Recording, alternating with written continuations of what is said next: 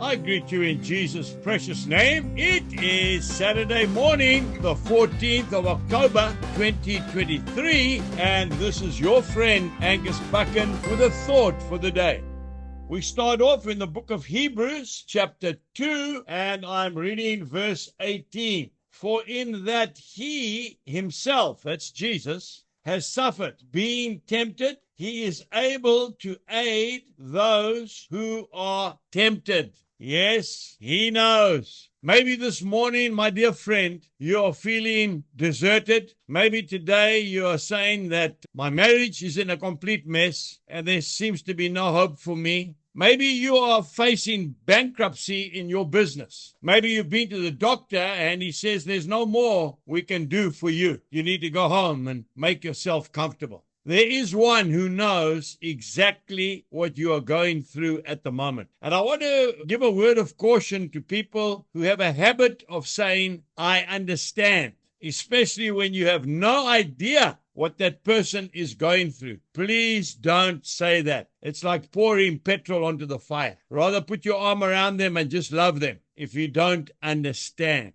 You know, many years ago, when I was still comparatively young as an evangelist, I went overseas with my oldest daughter and I preached the gospel for 3 months. 3 months away from home, 3 months away from my young wife and my small children. Yes, I had a man on the farm, a brother in Christ who did the farming while I did the preaching. And after 3 months of preaching in Wales and England and Scotland and Ireland and in prisons and in fellowships, wherever I got an opportunity, I was terribly homesick. And eventually, after 3 months, when the mission was over, we came back home. And I want to be honest with you, I hit a brick wall. Now, I should have been rejoicing. I saw many souls come to Christ. I saw many miracles take place. But when I came home, my dear wife had to carry on with the work on the farm. She was signing all the checks. We used to sign checks in those days.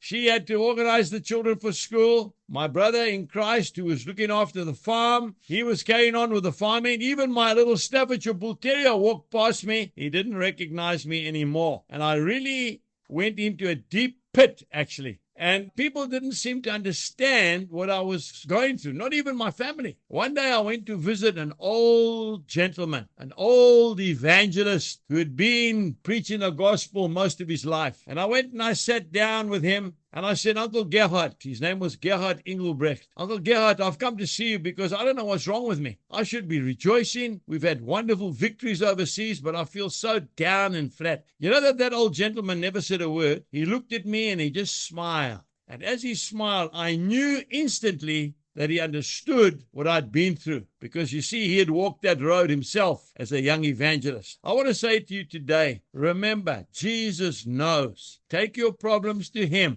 and he will comfort you. Have a wonderful day. God bless you and goodbye.